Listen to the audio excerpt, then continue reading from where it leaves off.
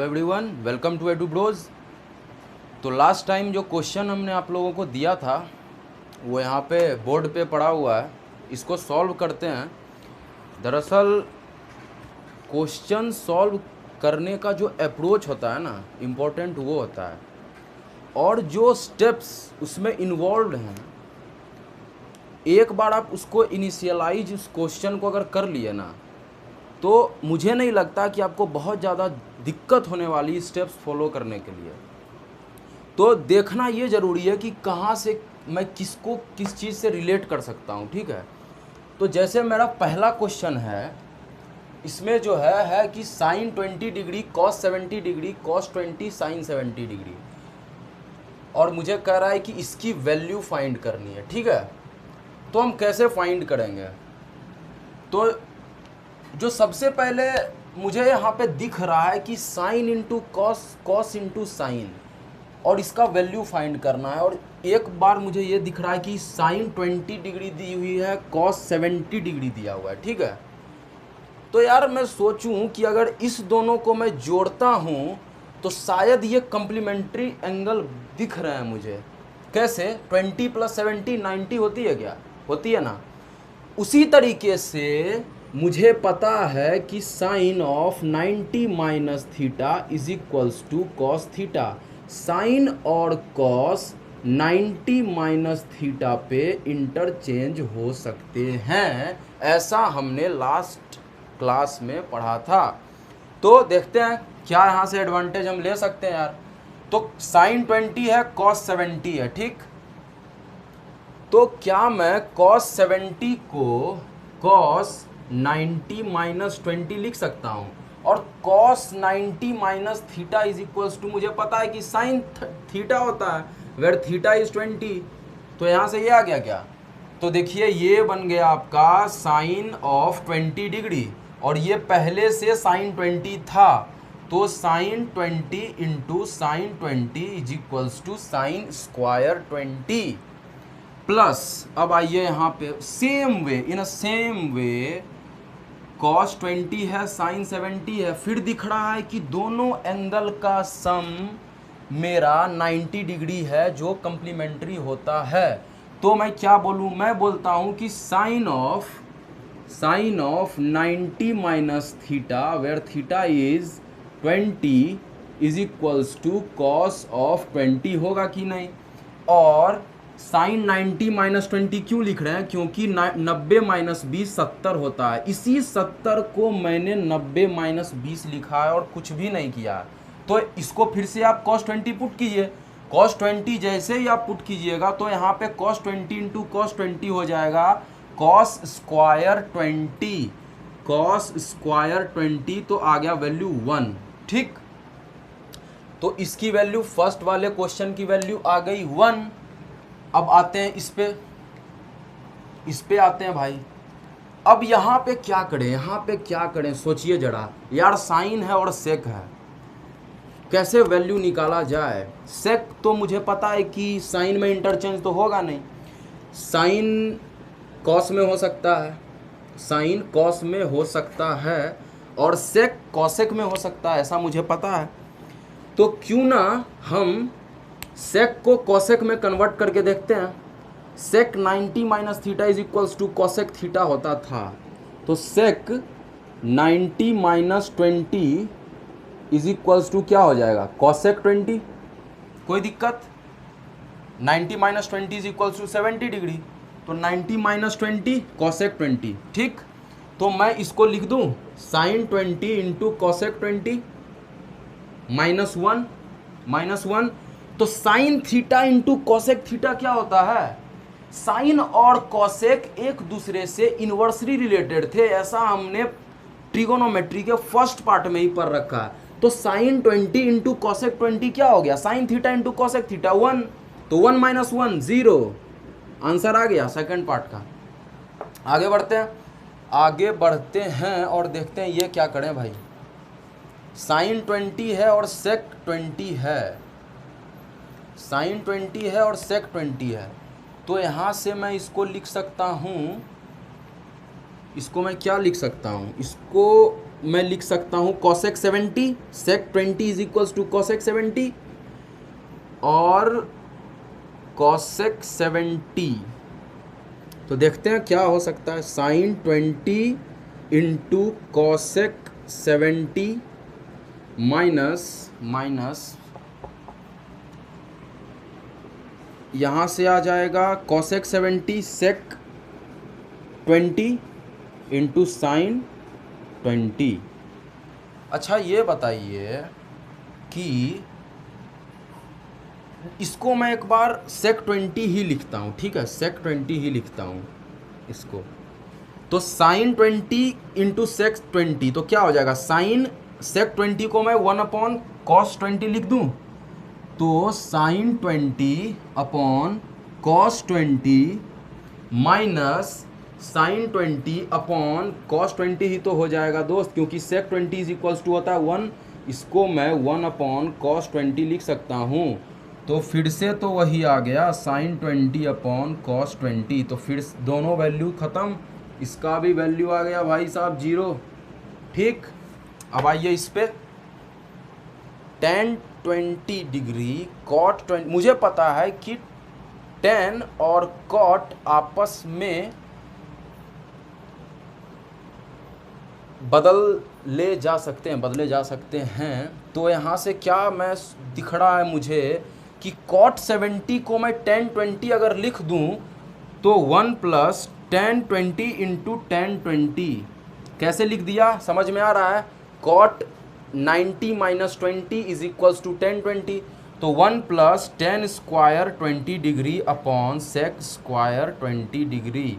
1 plus tan square theta क्या होता था, sec स्क्वायर थीटा, तो ऊपर भी sec स्क्वायर थीटा है, नीचे भी sec स्क्वायर थीटा है, तो वैल्यू आएगी 1।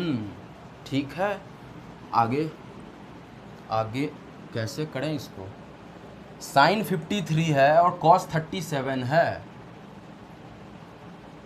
तो मैं sin 53 को cos 37 लिख सकता हूँ क्या, बिल्कुल लिख सकते हैं यार। साइन ऑफ ऐसे लिख सकते हैं, साइन ऑफ 90 माइनस 37 जो कि 53 है इज इक्वल्स टू cos 37 लिख सकते हैं। तो cos square 37 upon cos square 37, इसकी वैल्यू 1 आएगी, 1 आ गई वैल्यू, फोर्थ पार्ट की 1 आ गई वैल्यू, आंसर। अब आइए क्वेश्चन नंबर 5 में। तो cot of 1 degree cot of, इसको कैसे सॉल्व करें, 1 से लेके 89 डिग्री तक है, ऐसा कभी कभी सीरीज़ में क्वेश्चन पूछे जाते हैं, तो थोड़ा इसको समझिएगा कि किस तरीके से अप्रोच करें। ठीक है, एक बात बताइए कि cot 1 डिग्री है और cot 89 डिग्री है, क्या मैं cot 89 को tan ऑफ 1 डिग्री लिख सकता हूँ। cot of 90 minus 1 is equals to tan 1 होता था, तो यही तो 89 है, 90 माइनस 1 बराबर 89 इज इक्वल्स टू tan 1। तो जब cot 1 और tan 1 आएगा तो ये आप एक दूसरे को कैंसिल कर देंगे। सिमिलरली cot 2 डिग्री और cot 88 डिग्री आपस में एक दूसरे को कैंसिल करेंगे। तो सोचो कि 81 से लेके 89 तक है, ठीक, तो क्या मैं 89 को 44 इंटू 2 प्लस 1 लिख सकता हूँ, यानी 44 पेयर बनेंगे और एक बीच में cot 45 डिग्री अकेला बच जाएगा, और उसकी वैल्यू तो मुझे 1 पता ही है। तो 44 पेयर बनेंगे जो आपस में एक दूसरे को इस तरीके से कैंसिल करेंगे। कैसे, cot 3 आएगा, उधर से cot 87 आएगा, cos 44 आएगा, उधर से cot tan 44 आएगा। कैसे, जैसे मान लीजिए cot 44 आएगा इधर से, ठीक, और उधर से आया आपका cot ऑफ 46 आएगा, ठीक, तो और बीच में cot 45 होगा, ठीक, तो cot 45 मैं नहीं लिख रहा हूँ, cot 45 होगा, तो cot 44 cot 46 को मैं क्या लिख सकता हूँ, cot ऑफ 90 माइनस 44 लिख सकता हूँ। 46 डिग्री को मैं 90 माइनस 44 लिख दिया, तो cot 90 minus theta is equals to होता है tan ऑफ थीटा, तो tan ऑफ 44 डिग्री आएगा, और tan और cot जैसे ही सेम थीटा के लिए मल्टीप्लाइड होंगे, cot theta into tan theta 1 हो जाएगा। तो ऐसे 44 पेड़ बनेंगे और एक जो अकेला बचेगा वो बीच में कॉट 45 डिग्री बचेगा। तो मैं कह सकता हूं कि ये आपस में कैंसिल होते चले जाएंगे और फाइनली वैल्यू 1 आ जाएगी। ठीक है, अब इस पे देखते हैं ये कैसे किया जाए। ये तो यार बहुत आसान है, sec theta into cos theta लिखा हुआ है, इसकी वैल्यू 1 हो जाएगी, आपस में कैंसिल, और 1 + 3 = 4 आंसर। ठीक है, तो ये क्वेश्चंस काफ़ी इंपॉर्टेंट थे, एलिमेंट्री थे। कुछ क्वेश्चंस हम और लेते हैं और ट्राई करते हैं उसके सॉल्यूशन फाइंड करने का। पे कुछ क्वेश्चंस लिखे हुए हैं, इनको लेते हैं और सॉल्व करते हैं, साथ में देखते हैं कि पॉसिबिलिटीज़ और क्या क्या हैं। ठीक है, देखिए पहला क्वेश्चन जो आपका ये CBSE में ही पूछा गया है कुछ साल पहले। ऐसे क्वेश्चंस बहुत सारे आते हैं दोस्त। इसको सॉल्व करने से पहले मैं आपको बता दूं कि यहाँ पे साइन और कॉस है, हो सकता है यहाँ पे कॉसेक और यहाँ पे सेक हो, या यहाँ पे टेन यहाँ पे कॉट हो, ये या फिर ये आपस में इंटरचेंज भी हो सकते हैं। मतलब होंगे इन क्वेश्चंस में वो ही यहाँ RHS और LHS में वही ट्रिगोनोमेट्रिक रेशियोज होंगे जिनकी जो आपस में चेंज हो सकते हैं। मतलब कि यहाँ पे टेन और यहाँ पे साइन नहीं हो सकता, क्योंकि क्वेश्चन को इसी तरीके से फ्रेम किया गया। देखिए इसको एक्चुअली प्रूफ करना है एक ट्रायंगल में, इनर ट्रायंगल प्रूफ करना है इस चीज़ को। ठीक है, इनर राइट एंगल्ड ट्रायंगल, एक राइट एंगल ट्रायंगल में इसको प्रूफ करना है। देखिए पहले फर्स्ट डे ऑफ ट्रिगोनोमेट्री जो मैंने आपको बताया था कि देखिए ये 90 है, इसको मान लिए A, इसको मान लिए B। ठीक है भाई, तो एक बात बताओ यार,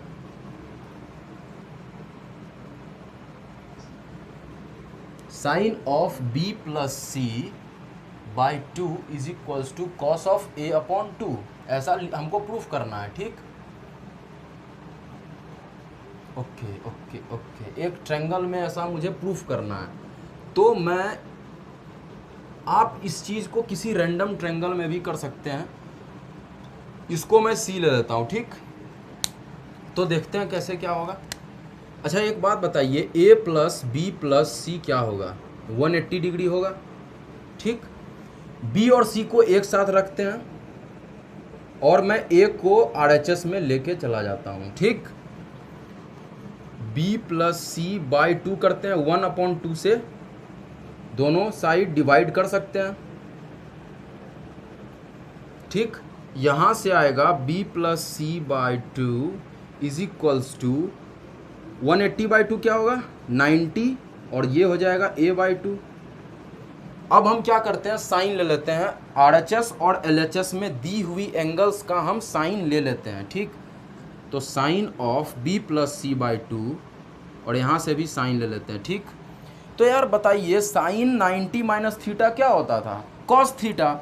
तो cos A/2 = sine of B + C/2 होगा कि नहीं? अच्छा एक बात बताइए, हम यहाँ तक पहुँच गए। ठीक है, यहाँ तक पहुँच गए। देखिए पॉसिबिलिटीज़ क्या हैं। B + C/2 = मेरा आ गया 90 - A/2, किसी भी ट्रायंगल में ये पॉसिबल है। ठीक, अगर मैं यहाँ पे कॉसेक लेता, अगर मैं इधर और मतलब RHS और LHS में मैं अगर कॉसेक लेता, तो cosec of B + C/2 = cosec of 90 - A/2 होता। तो cosec of B + C/2 = cosec 90 - theta, where theta is A/2 क्या होता है? Sec theta, sake of A/2 हो सकता है। एक क्वेश्चन ये भी बन सकता है, ऐसा बोल देगा एक ट्रायंगल में प्रूफ करने। और क्या, एक बार मैं इस पे 10 लगाता हूँ, तो लिखता हूँ tan of B + C/2 = tan of 90 - A/2 लिख सकते हैं।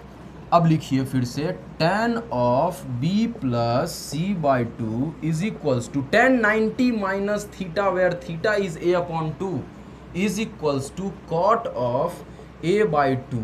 मतलब इतनी तरीके की चीज़ें पॉसिबल है एक क्वेश्चन में। अब क्या कर सकता है, एक बार ये कहेगा कि ये b प्लस सी आपने लिखा, यहाँ पे a प्लस बी लिखो और इसको शिफ्ट कर दो बस, फिर उसके अकॉर्डिंग 3 क्वेश्चंस बन सकते हैं। फिर क्या, b जैसे देखिए 3 चीज़ें हैं, a b हैं और c हैं, ठीक।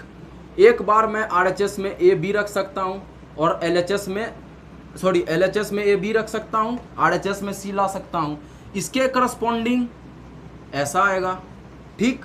अब मैं b और c by 2 90 minus a by 2 ऐसा भी कर सकता हूँ। और एक क्या हो सकता है पॉसिबिलिटी कि मैं एक बार a और c बाई 2 लिख दूँ और इधर 90 माइनस b बाई 2 लिख दूँ। इतने पॉसिबिलिटीज़ एक क्वेश्चंस में हैं और ये CBSE करती है, ऐसा ही की चीज़ें वो करती हैं। बोर्ड में बहुत ज़्यादा कुछ नहीं करती, आपको चीज़ों को देखना होता है कि किस तरीके से और भी पॉसिबिलिटीज़ एक क्वेश्चंस में बन सकती हैं जो CBSE के द्वारा पूछा गया है लास्ट टाइम। तो ये एनालिसिस था एक क्वेश्चन का, आपके बुक का ही एक क्वेश्चन है, लेकिन मैंने बता दिया कि इतनी पॉसिबिलिटीज संभव हैं, ठीक है। तो इसको देखते हैं, इस वाले क्वेश्चन को देखते हैं, ये कैसे सॉल्व होगा मेरे भाई। सेकेंड पार्ट देखिए, कह रहा है कि tan of 7a is equals to cot of 2a minus 15। एक बार देख लेते हैं, रिकॉर्डिंग हो रही है। tan of 7a is equals to cot of 2a minus 15 degree, ठीक है। तो यार ये बताओ कि मैं tan थीटा को मैं कॉट ऑफ 90 माइनस थीटा लिख सकता हूँ क्या? मैं लिख सकता हूँ, बिल्कुल लिख सकता हूँ, कहीं कोई दिक्कत नहीं है।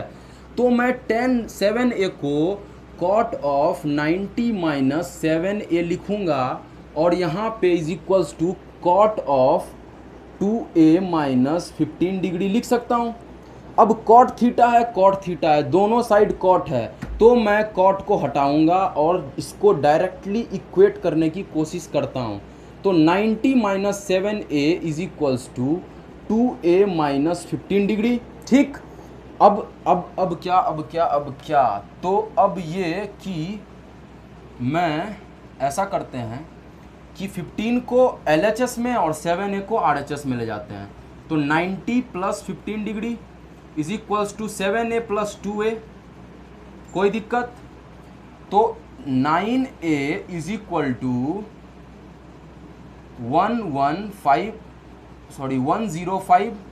डिग्री, 105 डिग्री हो गया। a is equals to 105 degree upon 9, यही है आंसर। अब क्या करेगा, कभी यहाँ पे साइन लिख देगा, यहाँ पे कॉस लिख देगा, तो उसके अकॉर्डिंग आपको साइन थीटा को कॉस ऑफ 90 माइनस थीटा कर देना होगा। और जब आप ऐसा करिएगा तो इधर भी cos theta, cos of some theta, मान लीजिए 90 माइनस 7a आ गया कॉस का, और इधर भी कॉस था तो 2a माइनस 15 आ गया। अब आप सेम प्रोसेस आप अपना सकते हैं कि नहीं अपना सकते? आपके बुक में मैक्सिमम क्वेश्चंस इसी पे फ्रेम्ड हैं भाई साहब, इसी पे फ्रेम्ड है। बिल्कुल नहीं घबराना है, बेसिक जो कंसेप्ट है उसको पकड़िए। अगला क्वेश्चन देखते हैं, बहुत ही बेसिक क्वेश्चन है, बहुत ही बेसिक। देखिए क्या दिया हुआ है, 10x is equals to 3 of cot x. Cot x को मैं 1 अपॉन एक बार 10x लिख दूं, कोई दिक्कत? 10x इंटू 10x करता हूं, तो 10 square x is equals to 3 and 10x is equals to √3। मुझे अब पता होना चाहिए कि tan की किस थीटा पे √3 वैल्यू आती है। मुझे याद है कि 60 डिग्री पे √3 वैल्यू आती है। और कैसे याद है, क्योंकि साइन 60 √3/2 होता था और cos 60 1/2 होता था। तो जब आप √3/2 डिवाइडेड बाय √3/2 इंटू 1/2 करिएगा तो वैल्यू √3 आएगी। तो यहाँ से मुझे पता चल गया कि x की वैल्यू 60 डिग्री है। अब क्या करेगा कुछ नहीं, कभी यहाँ पे साइन कर देगा, कभी यहाँ पे कॉस कर देगा, और आपसे ऐसे छोटे छोटे क्वेश्चंस पूछ लेगा वो। आगे देखते हैं, एक और क्वेश्चन है, ये लास्ट क्वेश्चन होगा हमारे डिस्कशन का। इसमें देखिए क्या दिया हुआ है, आप अभी तक क्या पढ़े थे, यहाँ पे थीटा होता था, यहाँ पे थीटा होता था, मैं 3 थीटा को ए मान सकता हूँ। 1 मिनट के लिए मैं 3 थीटा को ए मानता हूँ, आपको कोई परेशानी इसमें नहीं होनी चाहिए, मेरी मर्जी। मैं 3 थीटा को मैं let 3 theta is equals to A, कोई दिक्कत नहीं है। 2 cos A is equal to √3, तो cos of A is equals to √3/2 आया कि नहीं। तो यहाँ से कॉस की किस थीटा पे वैल्यू √3/2 होती थी, तो 30 डिग्री पे होती थी, तो ए इज इक्वल्स टू आ गया 30 डिग्री। अब मुझे पता है कि मेरा ए जो है वो 3 थीटा है, तो 3 theta is equals to 30 degree. तो भाई 3 into theta is equals to 30 degree है, तो थीटा इज इक्वल्स टू 30/3 नहीं हो जाएगा क्या। तो इससे मुझे पता चल गया कि थीटा की वैल्यू 10 डिग्री आंसर है। ऐसे ही सारे क्वेश्चंस आपके बुक में भरे पड़े हैं, पूरा का पूरा कम्प्लीमेंट्री एंगल बना लीजिए। मुझे नहीं लगता कि आपको कहीं भी कुछ भी समस्या होने वाली है, ठीक है। अब मिलेंगे हम नेक्स्ट लेक्चर में, जब मिलेंगे तो बात करेंगे ट्रिगोनोमेट्रिक आइडेंटिटीज़ की। बहुत ही आसान है, लेकिन अभी तक जितने भी चीज़ों को पढ़ाया हूँ बहुत बेहतरीन तरीके से रिवाइज कीजिए उसको। जितने भी दोस्त हैं सबके साथ इसको शेयर कीजिए, लाइक कीजिए, कमेंट कीजिए, डिसलाइक भी कीजिए अगर पसंद नहीं आ रहा है, ठीक है। तो मिलेंगे फिर नेक्स्ट लेक्चर में, तब तक के लिए थैंक यू वेरी मच।